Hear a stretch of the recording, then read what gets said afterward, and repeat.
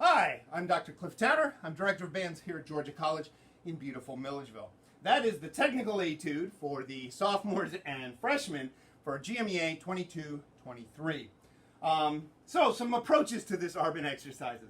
First of all, couple of things that I did. First of all, start slow. Start quite slow to get the technique down. Leave the trills out. Leave the ornaments out. And just work on the technique. Work on the arpeggios and work through it slowly. A couple of ways to help you do that is slur all lines. So slur groups of 8, for example. Really locking things in your ear. That's what really helped me approach all of that kind of stuff, is starting with the slurring, then adding the articulation in. When you get to the trill passage, I would start by playing those without the trills. Okay, so start with just the half note, right, and just resolve it into the 16th note. That's the first step. Once you're feeling that good and you've got those connected, then go ahead and add the grace notes, but not the trill yet. So just get into the grace notes. Hold the long note, then grace notes in, and then go on. Okay, then lastly put in the trills. Okay, so they're the last thing that comes in there.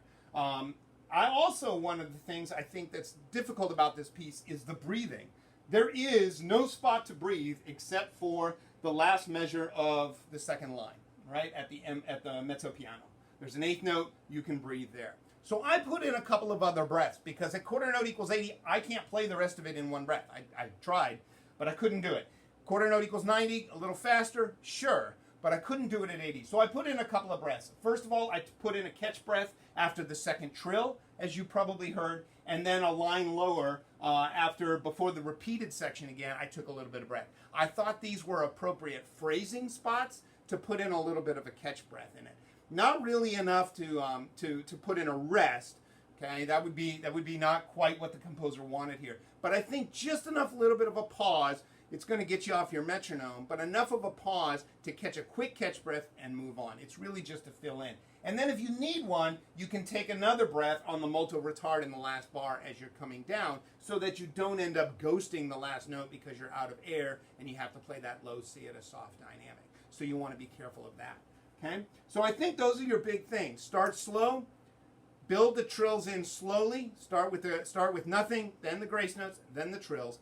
Think about where you want to breathe. You don't necessarily have to breathe where I took breaths if you find a better spot that works for you or what you need. But try to balance your needs for air along with the phrasing of the music. So try to make artistic decisions about where to phrase and where to breathe. If you've got big enough lung capacity that you can make the whole thing in one breath, more power to you. That's great for you. So anyway, I hope this has been helpful. Good luck in your preparations, and happy practicing.